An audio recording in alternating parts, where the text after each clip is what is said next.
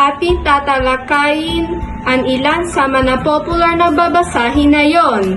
Una, ang pahayagan. Ang Philippine Daily Inquirer ay isang pahayagan na nagbibigay ng mga balita at impormasyon tungkol sa mga kaganapan sa Pilipinas at sa buong mundo. Kasama rito ang mga balita sa politika, negosyo, kultura at libanan. Bakit ito popular? Ang pahayagan ay malawak ang saklaw at tinitinan bilang isang pinagkakatiwalaan source ng balita. Ang mambabasa nito ay paghahanap ng impormasyon tungkol sa mga nangyayari.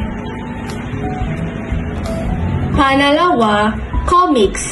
Ang Beyblade ay isang comics na tungkol sa mga bata naglalaro ng Beyblade.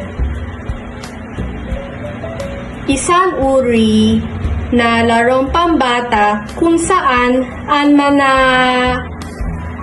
karakter ay gumagamit ng mga spinning top upang matagisan ng lakas at diskarte. Bakit ito popular? Mahilig ang mga kabataan sa mga action-packed na kwento. At ang Beyblade ay nagbibigay ng kasiyahan at libanan.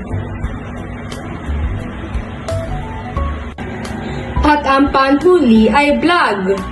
Ang vlog na Pinoy food recipes ay naglalaman na mga recipe at tips sa pagluluto ng mga traditional na pagkain Pilipino.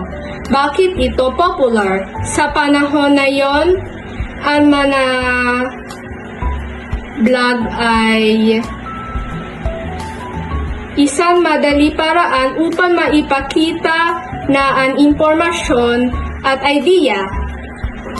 Maraming Pilipino na interesado sa pagluluto at ang vlog na ito ay magbibigay ng inspirasyon at simpleng mga recipe.